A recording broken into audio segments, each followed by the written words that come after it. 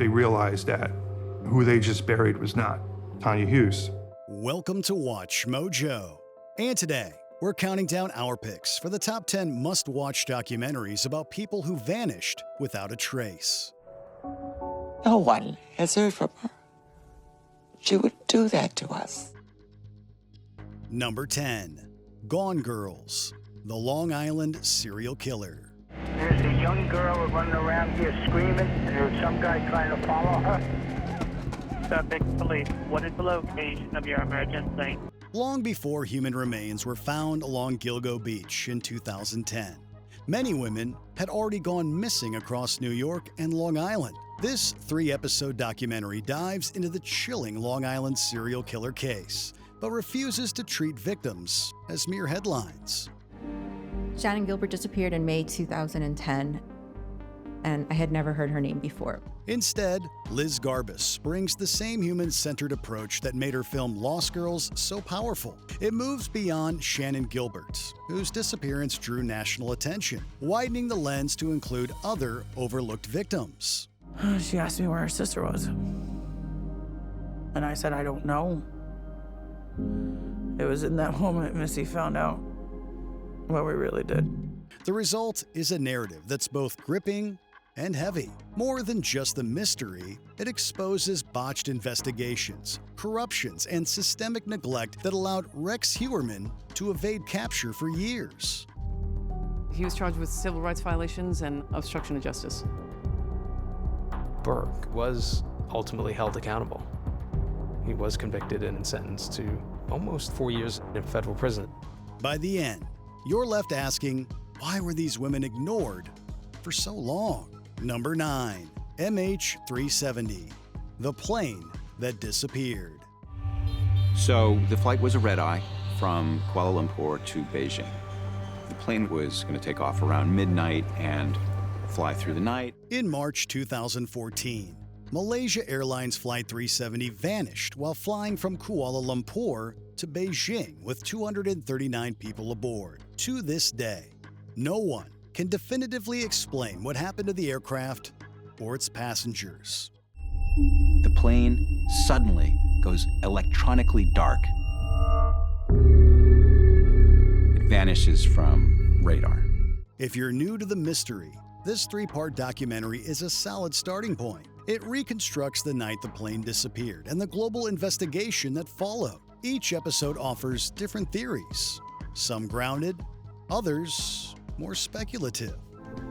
There was a very consistent and hostile campaign related to his private life, his mental health. You won't walk away with clear answers, but it's undeniably entertaining. But then again, not everyone was satisfied. I don't understand why anyone would think that we would want to manipulate or change any data associated with this. It's not who we are. The first episode was pulled in Vietnam over concerns about inaccuracies in its portrayal of events. Number 8. The Impostor. The thought of what somebody could have done to him, it gives you nightmares. It really does. We still can't make sense of it. Why would anyone pretend to be someone's missing son? From as long as I remember, I wanted to be someone else. Someone who was acceptable. We are talking about French trickster Frédéric Bourdin. In 1997, he convinced a Texas family that he was their teenage missing son, Nicholas Barclay, even though he was 23 at the time. We'll get there. We're going to bring you home. And I love you too. I washed our brain. This wasn't a one-off deception.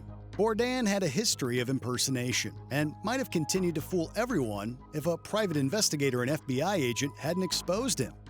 My name is Charlie Parker. I'm a private investigator. Hey, how you doing? Say, I want you to do something for me. This documentary doesn't end there. Through interviews, including the imposter himself, it raises unsettling questions about the Barclay family. Why did they choose to believe Bourdin? Was there something they didn't want uncovered? What, this kid comes and says he's Nicholas and then turns around and says, these people that took care of me killed him. How do you come up with that conclusion? He put us through enough already. The deeper the documentary digs, the stranger and wilder it becomes. Number 7, Cropsey. Barbara and I had often heard the legend of Cropsey. For the kids in our neighborhood, Cropsey was the escaped mental patient. From Joshua Zeman and Barbara Brancaccio comes this haunting documentary. It opens like a folktale about a boogeyman named Cropsey, a faceless figure said to snatch children and vanish deep within the forest. Although we didn't know each other as children, Barbara and I had both shared versions of the Cropsey legend as it filtered through our separate neighborhoods and seeped into our collective fears. But instead of dwelling on myth, the film pivots into something far more disturbing: the true story of Andre Rand, a man suspected of abducting and killing several minors, a living, breathing boogeyman. The filmmakers trace his history, profile the lost victims, bring in experts along with those connected to the case, weaving it all together with moving archival footage. Hi guys, listen, we need all the help we can to help find Jennifer. The film's conclusion strongly implies Rand's guilt, a bold move that stirred controversy and leaves you unsettled long after the credits roll. That risk is what makes Cropsey so powerful. He was that way that whole night, the whole next day. He didn't start talking to people until 2 or 3 days later. Number 6, The Disappearance of Mora Murray.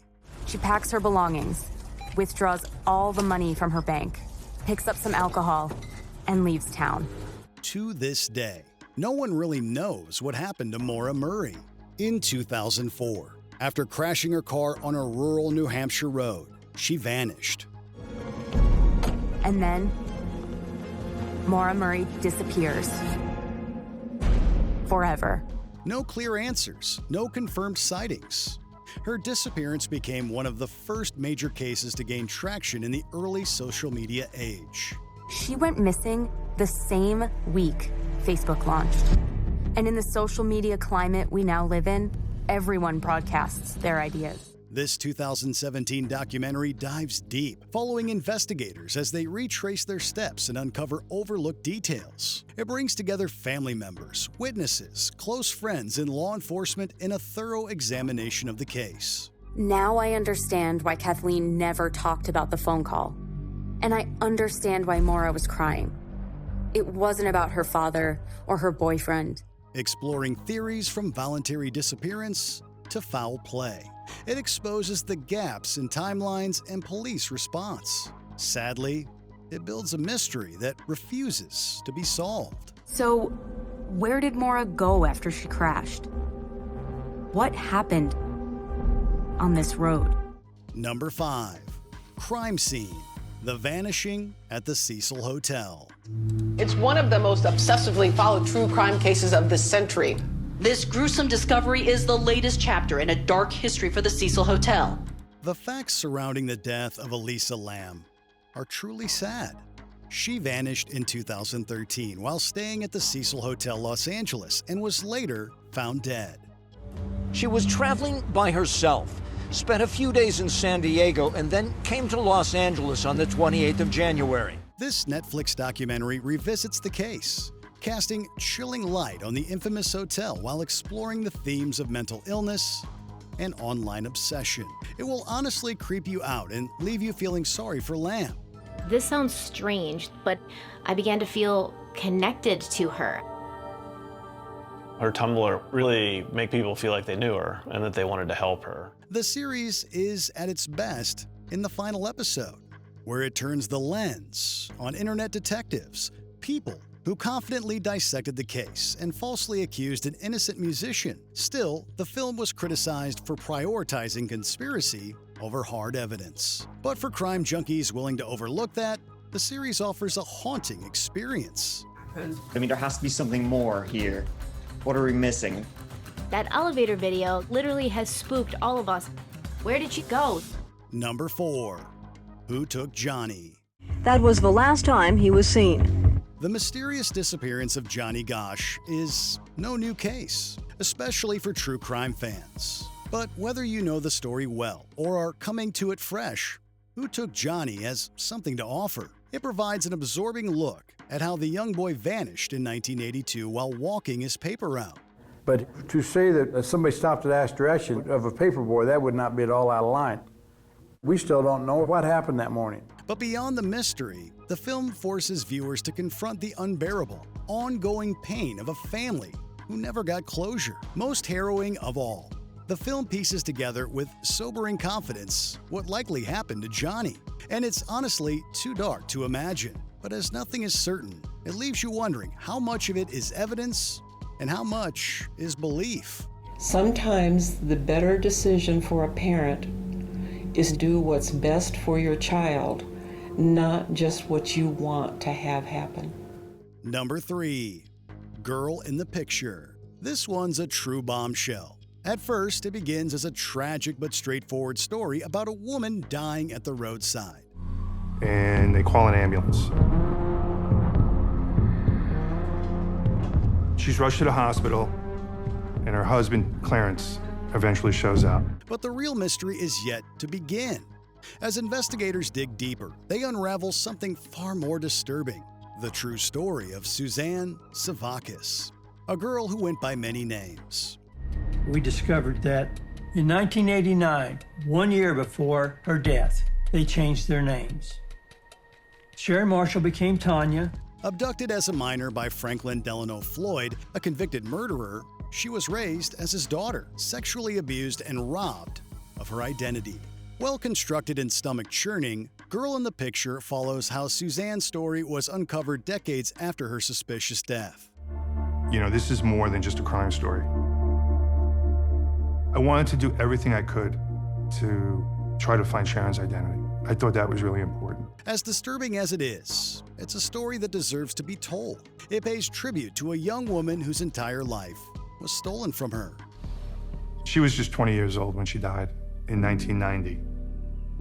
And it wasn't until June 2017 that we could change her tombstone. Number 2, The Disappearance of Madeleine McCann. The shutters have been broken open and they've gone into the room and taken Madeleine. 60 staff and guests carried out a frantic search until 4 o'clock this morning. Bold and controversial, this docuseries takes a deep, almost exhaustive dive into the disappearance of Madeleine McCann. In 2007, McCann disappeared from a holiday apartment in Portugal while her parents dined at a nearby restaurant and was never seen again. In a holiday resort in the summer, it's going to connect to an awful lot of people. There have been investigations, speculations, and media frenzy ever since. The series examines all of it with the case at its center, though it may come off as repetitive at times. It clarifies misconceptions and adds new information, particularly through what private detectives uncovered. The case appeared to be a great jumble of allegations and counter-allegations. You need to build a very careful chronology, devote all your time. Thanks to that, you might begin to see the McCanns in a different light.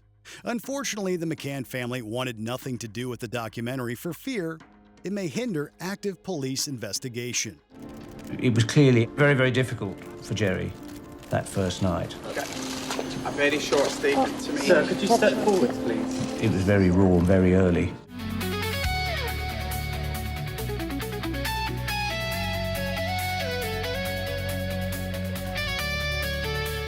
Before we continue, check out this single from Sound Mojo's album Current, EDM Transformed. Check out the full track and album below.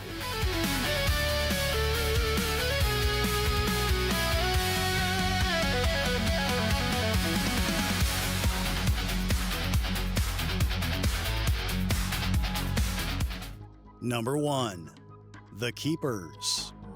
Who Killed Sister Kathy? One of Maryland's coldest murder cases heats up by Tom Nugent. Catherine Sesnick was a nun and a teacher at a Catholic high school in Baltimore who vanished in 1969. Months later, in 1970, her body was discovered near a garbage dump on the outskirts of the city. I can remember I was leaning against a wall when somebody was telling me that they found the body.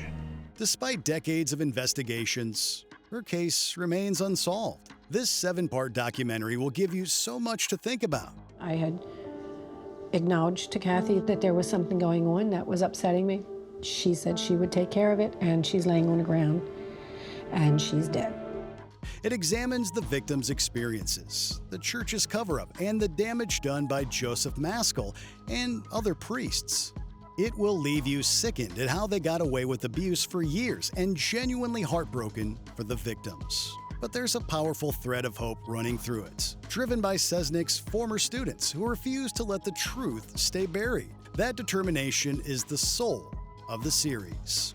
The anger pushes you forward. You start talking to people and being in front of a camera, and you start to do things that put your feelings and thoughts out there. Which of these cases saddens you the most?